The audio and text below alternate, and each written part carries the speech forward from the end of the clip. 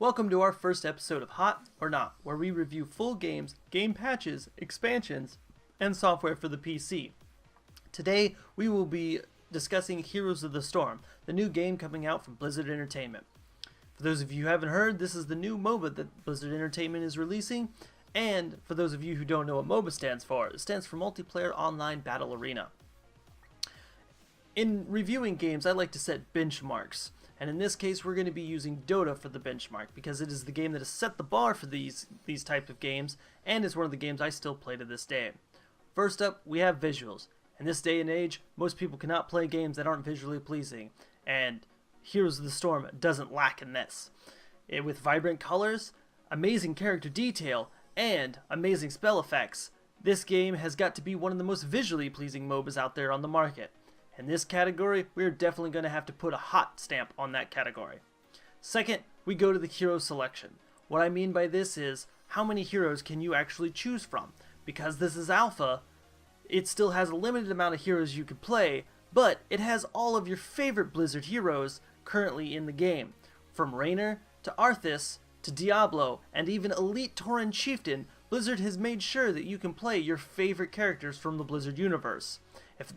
I'm going to currently rank this hot in the category because it is an alpha. However, if they don't release new heroes or more heroes by the time it comes to release, this game is definitely going to quickly become a not.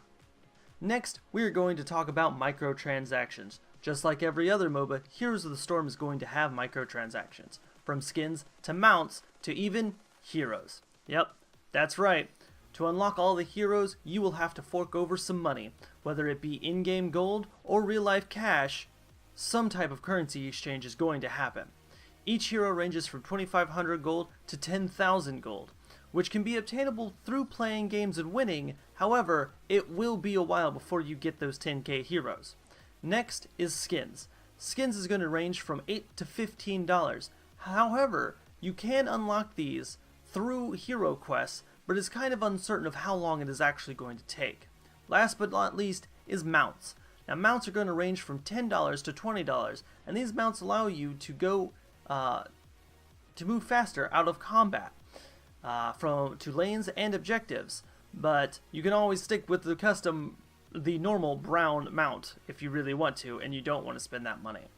On this show, we're going to have to give this a whole big fat knot in that category. Because, quite frankly, in my opinion, if you're going to actually have heroes, then they need to be all unlocked at the same time, just like in Dota. And I also enjoy how Dota gives you gear every time you win a game. To save the best for last, we're going to talk about gameplay in traditional MOBAs. And after playing about 6 hours worth of game, this is not your traditional MOBA that's out on the market. Sometimes this is a good thing, but in this case I cannot agree. This game is more PvE centered than PvP centered.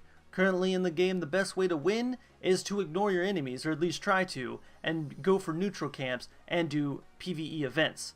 Once you kill a neutral camp, you actually gain control of it, and it pushes the lane for you. And once you complete a PvE event, they can do many things like putting curses on your towers that knock them down to 50% and disable them, as well as turning enemy creeps and making them only have 1 HP. You can also gain control of cannons on a PvE event that also destroys the towers of your enemies. In my opinion, this is going to have to be a big fat knot in gameplay as well for traditional MOBAs.